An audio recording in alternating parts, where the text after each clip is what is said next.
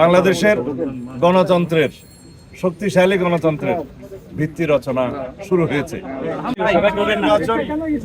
শান্তিপূর্ণভাবে অনুষ্ঠিত হয়েছে এবং সুষ্ঠু নিরপেক্ষ একটা নির্বাচন অনুষ্ঠিত হয়েছে। প্রতিদিনের ইফতারে চাই স্বাস্থ্যসম্মত ও মচমচে রুচি মুড়ি, যার জন্য সারা বিশ্ব অপেক্ষা করছে, শুধু বাংলাদেশের মানুষ নয়। আমরা আল্লাহর দরবারে শুকরিয়া আদায় করছি,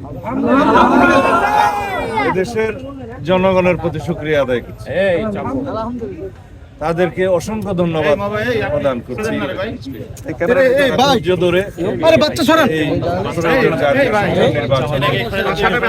অংশগ্রহণ করেছে এবং ভোট প্রয়োগের পর ভোট পাহারা দিয়েছেন।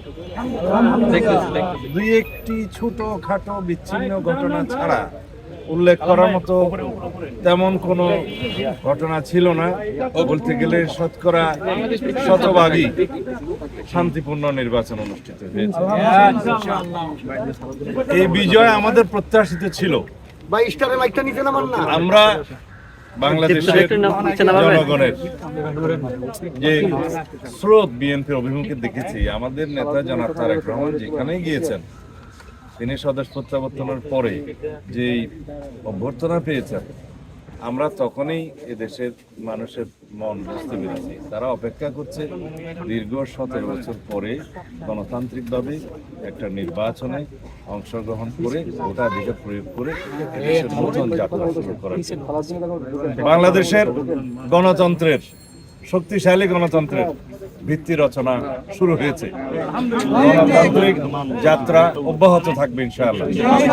দেশের সকল রাষ্ট্র কাঠামোর গণতান্ত্রিক সংস্কার এবং সংবিধানের কাঙ্ক্ষিত গণতান্ত্রিক সংস্কার করা হবে, যেটা আমাদের 31 দফার উদ্দেশ্য ছিল, লক্ষ্য ছিল, এবং তার ভিত্তিতে আমরা আমাদের ইশতেহার প্রণয়ন করেছি। ইতিমধ্যে জুলাই জাতীয় সনদ স্বাক্ষরিত হয়েছে, যার মধ্যে দিয়ে একটি রাজনৈতিক সমঝোতা হয়েছে।